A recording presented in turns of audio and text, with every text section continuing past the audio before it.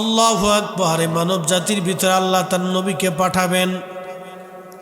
আল্লাহ বলেন, ইন্নী আ'লামু মা লা তা'লামুন, আমি যাহা জানি তোমরা জানো না। শয়তান আজাজিলকে আমার আল্লাহ পাক ফেরেশতারা নিয়ে গেল প্রথম আসমানে। নিয়ে যাওয়ার পরে বিরাট বড় ইবাদত, খুব বড় বুজুর্গ, 1 আর 2 বছর না, লক্ষ লক্ষ বছর ইবাদতের বিনিময়ে আমার আল্লাহ তাকে একটা লকব দিলেন, চ্যান্সেলর অফ মালায়েকা, প্রিন্সিপাল অফ মালায়েকা, মুআল্লিমুল মালায়েকা। পৃথিবীর কোটি কোটি কোটি ট্রিলিয়ন বিলিয়ন অগণিত ফেরেশতা যা আছে সবার মুআল্লিম হয়ে গেল সে। আর সে মুআল্লার নিচে ইয়াকুতের মিম্বর বানায় দিল। ওই স্টেজে মিম্বরে বসে আজাজিল ওয়াজ করত। ইবলিসের ওয়াজ শুনে কোটি কোটি কোটি কোটি ফেরেশতারা চোখের পানি ফেলে ফেলে ওয়াজ শুনে শুনে কাঁদত। তার মানে তখনও ওয়াজ ছিল, এখনো ওয়াজ আছে। আল্লাহ তাকে মর্যাদা দিতে দিতে এত উপরে নিলেন। এরপরে আল্লাহ আদম বানাইলেন। আদম আলাইহিস সালামকে বানাইয়া মাটির আকৃতি দিয়ে আল্লাহ বানাইলেন। খুব সুন্দর সুরত আল্লাহ দিলেন। আল্লাহর ইচ্ছা অনুযায়ী আমাদের যেই সুরত, আব্বা আদমের একই সুরত ছিল।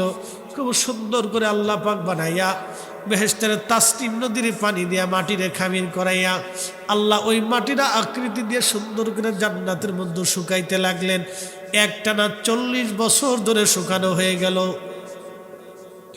এই শুকানোর শব্দটাকে আল্লাহ কোরআনে বললেন, খলাকাল ইনসানা মিন সালসালিন কাল ফাখার, আমি মানুষকে শক্ত খরখরা মাটি দিয়ে সৃষ্টি করলাম। এই যে শক্ত মাটি, এই খরখরা হয়ে গেল ঠন ঠন ঠন ঠন করে। এই শক্ত মাটি দিয়ে আমি মানুষ বানাইলাম। কি চমৎকার আল্লাহর খেলা!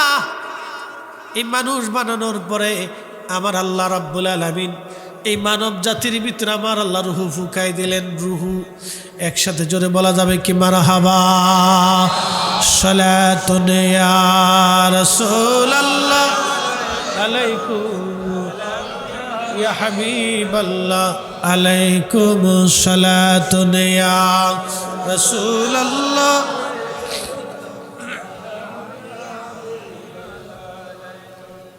বন্ধু, খুব মনোযোগ, আমি আমার দৃষ্টিকোণ থেকে কথাগুলি বলছি না, আল্লামা ইমাম মোল্লা আলী কারির আল মাউরিদ থেকে আমি কথাগুলি বলতেছি। খুব মনোযোগ দিয়েন। আল্লাহ আদম সফিউল্লাহ আলাইহিস সালাতু ওয়াস সালামকে বানাইলেন। বানাইয়া সুন্দর করে আমার আল্লাহ রাব্বুল আলামিন জান্নাতের মধ্যে রাখলেন। রুহু ফুকায় দিলেন। রুহু যখন ভিতরে গেল, রুহু থাকতে পারে না, বের হয়ে আসলো। রুহুটাকে আল্লাহ জিজ্ঞেস করলেন, কেন বের হইলা? বলে, রব, ভিতর তো অন্ধকার, কিচ্ছু নাই সেখানে, কি করে আমি থাকব? আল্লাহ বললেন, আলোর ব্যবস্থা করতেছি। ওই সময় নূরে মুহাম্মাদি সাল্লাল্লাহু আলাইহি ওয়াসাল্লাম আদম সফিউল্লাহর পবিত্র সেকে মুবারক আল্লাহ স্থাপন করলেন। নূরে নূরান্বিত হয়ে গেল আদম। রুহু ফুকাই দিলেন। আদম আলাইহিস সালাম রুহু ফুকাই দেওয়ার পরে আমার মালিক আমার আল্লাহ পাক ফেরেশতাদেরকে বললেন, উসজুদু লি আদম, তোমরা আদমের দিকে সেজদা করো। আদম রে সেজদা দিতে বলে নাই। আদম ছিল কেবলা, মাসজুদু ছিল আমার আল্লাহ।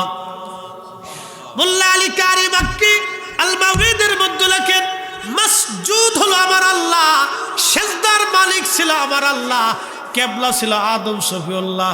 কিন্তু হাকিকতে নূরে মুহাম্মাদি তাজিম করার জন্য আল্লাহ পাক দিলেন। ওই দিন যদি আজাজিল জানতো আদম সফিউল্লাহর পবিত্র সেকেবে নূরে মুহাম্মাদি আছে, তাহলে সব ফেরেশতার আগে এই আজাজিল আগে সেজদার মধ্যে পড়ে যাইতো। ও বুঝে নাই বিষয়টা কি। সেই দিন যদিও জানতো নূরে মুহাম্মাদি মোল্লা আলী কারি মাক্কাল মাউরিদের মধ্যে লেখেন, যদি আদম সফিউল্লাহ জানতো, যদি আজাজিল জানতো আদম সফিউল্লাহর সেকেবে নূরে মুহাম্মাদি আছে, তাহলে আজাজিল আগে সেজদা দিত, ও বুঝতে পারে নাই। আল্লাহ বলেন উসজুদু লি আদম, আদমের দিকে তুমি সেজদা দাও। সেজদাটা আদমের জন্য না, আপনারা কেবলার দিকে সেজদা দেন। সেজদা কেবলার জন্য না, সেজদা হলো আল্লাহর জন্য। কথা ঠিক কি না? কাবা শরীফ বলে একটা দিক, একটা কেবলা। আদম সফিউল্লাহ হলো কেবলা, মসজিদ হলো আমার আল্লাহ, সেজদার মালিক আমার আল্লাহ। আদম সফিউল্লাহ কেবলা, আর তাজিম সম্মান ছিল আমার নবীর জন্য। সব ফেরেশতা সেজদার মধ্যে পড়ে গেল, ইল্লা ইবলিস। ইবলিস সেজদা দিল না। আল্লাহ ডাক দেয়, আজাজিল কেন সেজদা দিলি না? আজাজিল যদি তখনই বলে আল্লাহ ভুল হয়েছে মাফ করে দাও, সাথে সাথে ওর মাফ হয়ে যায়। ও অহংকার করে বলল, আল্লাহ ও অধম আমি উত্তম, ও অধম আমি উত্তম, ও অধম আমি উত্তম, ও অধম আমি উত্তম। ওরে বানাইছো মাটি দিয়া, আমারে বানাইছো আগুন দিয়া। আজাজিল তখনও জানে না ওই মাটির মানুষের ভিতরে নূরে মুহাম্মাদি, নূরে মুহাম্মাদি এই মানব জাতির ভিতরে আখিরি নবী আসবে। যখনই অধম বলে ফেলছে, আমার নবীর ইজ্জতের হানি হয়ে গেল। সাথে সাথে আল্লাহ বললেন, দূর হ, দূর হ, এখানে আমি আল্লাহর দরবারে আর জায়গা নাই। তুই অহংকার করছিস, আমি আল্লাহর দরবারে জায়গা হবে না। এই জন্য এই উম্মতের মধ্যে কেউ যদি বলে আমি বড়, তাহলে বুঝবেন এটাই শয়তান। কথা কন না কেন? কথা বুঝছেন নি আপনারা? বুঝে যাবেন ওয়াজ। হ্যাঁ, রসুলের ইজ্জত নিয়ে সিনিমিনি খেলো, চোর কোথাকার। বিরাট বড় হুজুর হয়েছে, এমন বুজুর্গি বাপ লইছে, বুজুর্গি দেখতো শয়তানের মতো দেখা। কি কথা কর না কেন? আল্লাহ রসুলের শান নিয়ে যারা সিনিমিনি খেলে, ওদের চেহারার দিকে একবারে দুর্বীক্ষণ দিয়ে ভালো করে দেখবেন, চেহারার ভিতরেও শয়তানি। হ্যাঁ, চেহারায় কোনো নূর নাই, নূর নাই, অন্ধকার। মানে ওটার অন্তর তো অন্ধকার। ও আজাজিলের ভাই তো। কার ভাই? জোরে কর না, কার ভাই? আজাজিলের ভাই। ও আর শেষ, বুঝে যাবে। আল্লাহু আকবার, ওটা আজাজিলের ভাই। আল্লাহ পাক বলেন, তোরা চলে যা, আমি আল্লাহ পাক আমার জায়গা পাক, আমার এখানে পবিত্রতার স্থান, তুই নাপাক হয়ে গেছিস, দূর হ, চলে যা।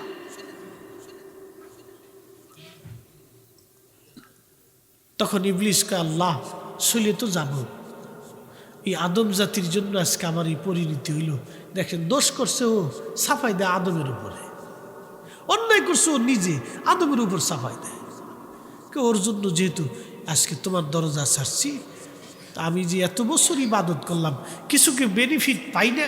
কোহা পাও, কি চাও? বলে আল্লাহ কিছু তো দিবা। কি চাও? কিয়ামত পর্যন্ত হায়াত দিবা। আচ্ছা দিলাম। মুসনাদ আহমদের হাদিস। আর কি চাও? বলে আল্লাহ তাম পৃথিবী তাসাররুফ করো, এক সেকেন্ডের ভিতরে, এক মুহূর্তের ভিতরে তাম দুনিয়া ঘুরিয়ে আসার ক্ষমতা তুমি আমাকে দাও। ক্ষমতার মালিক কে? আল্লাহ। কালের মালিক কে? এই যে গতি গতি গতি সৃষ্টি করছে কে? আল্লাহ। এই শয়তানের এই গতি আল্লাহ দিয়ে দিছে, এই গতিও আল্লাহ দিছে। শয়তানকে আল্লাহ আর একটা ক্ষমতা দাও। বলে কি? বলে আদম সফিউল্লাহর, আদম সন্তানের রক্তের সিনা দিয়ে ঢুকে একবার রগের ভিতর দিয়ে রক্ত দিয়ে চলাচল করে একবার কাল পর্যন্ত বসে। আডালি চিনেন না? কোন আডালি? গরুর শরীরে থাকে, এটা কি কয়? আডালি নেই। বাপরে বাপ, চট্টগ্রাম আর ফরিদপুর তো মিলিয়ে গেছে দেখা যায়। আডালি, এই গরুর শরীরে যেমন আডালি খামসি দিয়ে বসে থাকে, রক্ত খাইতে থাকে, আজাজিল শয়তানি কালবের এখানে বৈশা আপনাকে ধোঁকা দিতে থাকে। এই শয়তান তারাইতে হলে জিকিরের ধাক্কা মারতে হয়। আল্লাহু আকবার। দুরূদ শরীফের ধাক্কা দিলে শয়তান মুট করে চলে যায়। এই জন্য তরিকতের সবকে দেখবেন ওলি আল্লাহরা জিকিরের সবক দিচ্ছে, আল্লাহ আল্লাহ আল্লাহ আল্লাহ। এহেন বেদাতের ফতোয়া। ওরে শয়তানের যে কত বড় চাইলবা, শয়তানকে ওরে দুলাভাই তোর টুপি মাথায় দিয়ে আমি দুনিয়া ছেড়ে দিছি, যা তুই তারাবি 8 টাকাত বানাইছিস, এ সব তোর সিস্টেম করে দিছি, খালি বন্ধ কর আমি বেদাত কইয়া, তুই আমার দুলাভাই, তুই আমার দুলাভাই, এ বন্ধ করাই দে, তোর যা যা করার দরকার আমি করে দেবানি, কিন্তু জাহান্নামে চলে গেলে আমি আর ওখানে নাই, তুই আমার দুলাভাই। এটাও বন্ধ করার জন্য বেদাত বেদাতকে চিৎকার করতেছে, কি কথা কন না কে? এটাও বন্ধ করার জন্য বেদাতের ধাক্কা দিয়ে বন্ধ করে দেওয়ার জন্য উঠা পড়ে লাগছে, বন্ধ করে দাও। মনোযোগ দিয়ে কথাগুলি শুনে যাবে। এখানে বসে বসে ধোঁকা দেয়। আল্লাহ বললেন কি করবি? তখন শয়তান চিৎকার দিয়ে বলে উঠল, রব তোর ইজ্জত জালালের কসম করে বলি, তোর একটা বান্দাও বেহেশতে ঢুকতে দেব না, সব গুনাহ করাবো। এই জন্য নবীরা সারা সব গুনাহগার, নবীরা সারা সব গুনার সাথে যুক্ত, আর অলিরা হলো মাহফুজ। আল্লাহ তাদেরকে গুনাহ থেকে হেফাজত করে অলি বানায় দেয়। একসাথে বললেন না মারহাবা? অলিরা কি মাহফুজ, গুনাহ থেকে বাঁচাইয়ে আল্লাহ তাদেরকে তার বন্ধু বানায় দেয়, এই জন্য তারা মাহফুজ। আর নবীরা হলো মাসুম। মনোযোগ দেন, কি করবি? তোর ইজ্জত জালালের কসম, আল্লাহ তোর একটা বান্দা বেহেশতে ঢুকতে দেব না, সব গুনাহ করাবো। কথা তো সত্য। সবাইরই কিন্তু শয়তান গুনাহ করাইছে, শ্রোতা বক্তা ইমাম মুসল্লি কেউ বাদ নাই, কি কথা কন না কে? আমরা কিন্তু সবাই গুনার সাথে যুক্ত, গুনাহ হয়ে গেছে আমাদের। আল্লাহ পাক এবার ধমক দিয়ে বলে, এই শয়তান তুই শুনে না, আমি আল্লাহর ইজ্জত জালালের কসম করে বলতেছি, আমার বান্দাকে তুই গুনাহ করাবি, আর আমার বান্দা আমার কাছে মাফ চাইতে দেরি হবে, আমি আল্লাহ আমার বান্দার জীবনের গুনাহ মাফ করতে দেরি করব না। আরো জোরে, আরো জোরে। এখন এই দুয়ার পিছনেও লাগছে, কি কথা কন না কেন? দুয়ার পিছনেও লাগছে, এটাও শয়তান, এটাও শয়তান। এই দুয়ার পিছনেও লাগছে, বন্ধ করে দাও। খালি বেদাত বেদাত। দুয়াতে বান্দা আল্লাহর কাছে মাফ চায়, কথা কন ঠিক কিনা? খালি কি আমার জন্য মাফ চাই না সবার জন্য? সবার জন্যই মাফ চাওয়া হয়।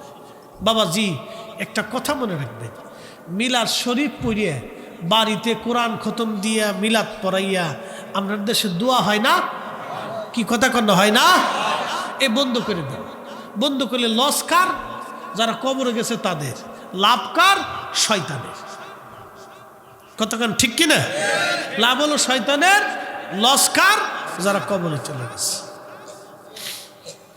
উপস্থিতি এগুলো আমাদের বোঝাটা অত্যন্ত জরুরি। আমরা বুঝবো, এগুলো মেনে চলার চেষ্টা করব। তাহলে আপনারা বলেন, দোয়া কি চলবে না বন্ধ হবে? আওয়াজ তুলে বলেন, দোয়া কি চলবে না বন্ধ হবে? চলাইতেই হবে। কারো ফতোয়ায় দোয়া বন্ধ করা যাবে? বন্ধ করব?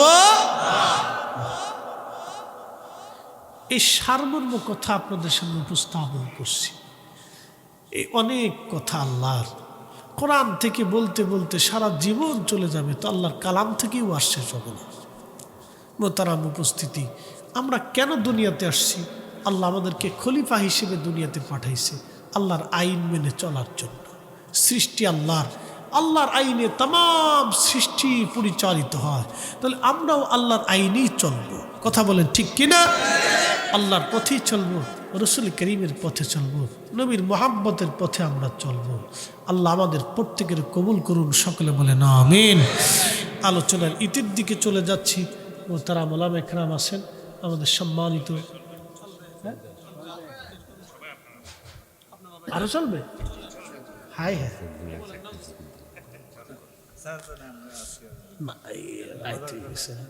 কথা তো মজা, আমি তো আজ ফাঁক ফকর দিই না। আল্লাহু আকবার, লিল্লাহিল হামদ।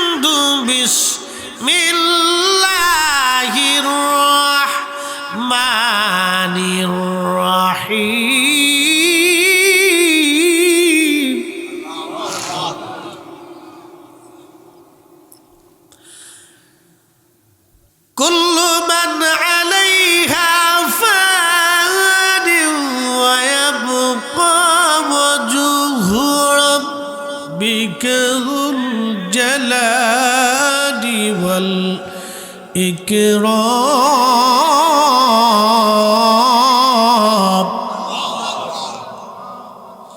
তাহলে সমগ্র সৃষ্টি অস্তিত্ব দিছেন কে?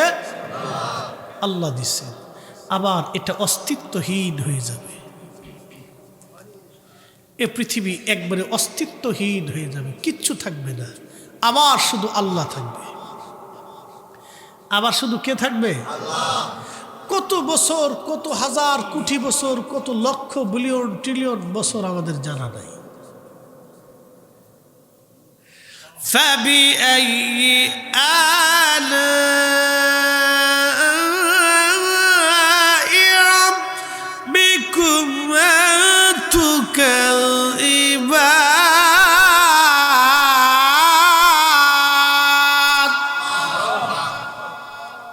হে মানুষ আর জিন, তোমরা আমি আল্লাহর কোন কোন নিয়ামতকে তুমি অস্বীকার করবে বলো?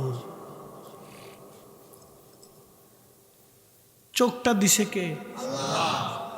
আচ্ছা একটু বুঝাই। ওয়াতাফাক্কারুনা ফি খালকিস সামাওয়াতি ওয়াল আরদ। আল্লাহ বলছে তুমি আসমান ও জমিনের আমি আল্লাহ সৃষ্টি নিয়ে একটু ফিকির করো, চিন্তা করো। আপনাদেরকে নিয়ে একটু চিন্তার ভিতরে আসি। চক্ষুটা আল্লাহ দিলেন, এটা মাটির দেহের সাথে একটা চক্ষুকে অ্যাডজাস্ট করে দিলেন। কোনো কারণে যদি আল্লাহ চক্ষুটাকে অন্ধ করে দেয়, পৃথিবীর কোনো জ্ঞান বিজ্ঞান এক জায়গা হলে কি আপনার চোখ আবার ফিরিয়ে দিতে পারবে? আহা, 60টা বছর ধরে আল্লাহ এই দেওয়া চোখ দিয়ে দুনিয়া দেখলাম, কিন্তু কোরআন শরীফ পড়ার মতো সুযোগ আপনার হইল না। এতটুকুনি বুঝেন, আল্লাহর কোরআন শরীফটা দেখে দেখে পড়বেন, এই সুযোগটা আপনার জীবনে হইল না। তাহলে কতটুকুন ব্যর্থতার মধ্যে আমি আছি, শুধু এতটুকু চিন্তা করলেই হবে। আল্লাহর এই 60টা বছর ধরে আল্লাহ আপনাকে আমাকে 40 বছর দিয়ে চোখটা দিয়ে দুনিয়ার কত কিছু দেখাইলেন, একটা দিনের জন্য আল্লাহ বিল চাই নাই। এই চোখ দিয়ে আল্লাহর কোরআন দেখাটা জরুরি, এই চোখ দিয়ে মসজিদে আসাটা জরুরি, এই মসজিদে এই চোখ দিয়ে আল্লাহর হুকুম আহকামগুলি দেখে বিধান পালন করাটা জরুরি। বাবাজি, যদি আল্লাহ জিজ্ঞাসা করেই বসে তাহলে আমরা ধ্বংস হয়ে যাব। যদি জিজ্ঞাসা করেই বসে তো ধ্বংস হয়ে যাব। আমাদের সব কিছুই আল্লাহর জন্য, আল্লাহ সব কিছু তৈরি করেছেন তার জন্য। বিনিময়ে আল্লাহ দুনিয়ার সৌন্দর্য সব দিছে। একটু চিন্তা করেন তো, আপনার একটা হাতের দিকে তাকান। দুইটা হাতের একটা হাত যদি আপনার নষ্ট হয়ে যায়, আপনার কত অসুবিধা। বাম হাতটা দিয়ে আপনি শৌচকার্য করেন, এমন একটা স্থানে আপনি হাত দেন, ওই স্থানটাকে আল্লাহ আপনাকে দেখতে দেয়নি। যদি ওই স্থানটা আপনি প্রতিনিয়ত দেখতে পারতেন, তাহলে আপনি অনেক কিছু খাইতে পারতেন না। আল্লাহ এমন একটা স্থানে আল্লাহ আপনার একটা বাম হাতকে কাজে লাগাচ্ছেন। ওই জায়গাটা যদি আপনি দুনিয়াতে দেখতেন, তাহলে আপনি ভাত খাইতে পারতেন না। আল্লাহ ওটা আপনাকে না দেখাই ব্যবস্থা করে দিয়েছে। আল্লাহ আকবার, আল্লাহ আল্লাহ অনেক বড় মেহেরবান এবং দয়াবান। আমাদের উচিত আল্লাহর দিকে ফিরে আসা, আমাদের সবার উচিত আল্লাহর দিকে ফিরে আসা। জিহ্বা কয়টা? খাবার আছে কত কোয়ালিটির, অনেক না? আল্লাহ আকবার। একই পানি কত কোয়ালিটির মাছ, এক একটা মাছের এক এক স্বাদ। একই মাটি কত রকমের ফল গাছ, এক একটা ফলের এক একটা স্বাদ। সূর্যের আলো একটাই, একই আলো দিয়ে আল্লাহ তামাম সৃষ্টিটাকে কত সুন্দর করে সাজাইছে। এবং আল্লাহ পাক একই আলো দিয়ে তামাম সৃষ্টির সব মাখলুককে আল্লাহ পাক বিকিরণ করছেন। সবুজ তরু লতা পাতা ঘাস পশু পাখি, 4 লক্ষ প্রজাতির জীব পৃথিবীতে, 4 লক্ষ প্রজাতির জীব, সব এই মানুষের জন্য সাজানো, শুধু মানুষের জন্য, শুধু এই মানুষের জন্য, মানুষকে কেন্দ্র করে এত কিছু আল্লাহ আপনাকে কেন্দ্র করে দিলেন। তাহলে আপনাকে উচিত কি আল্লাহর কথাগুলি মেনে চলা।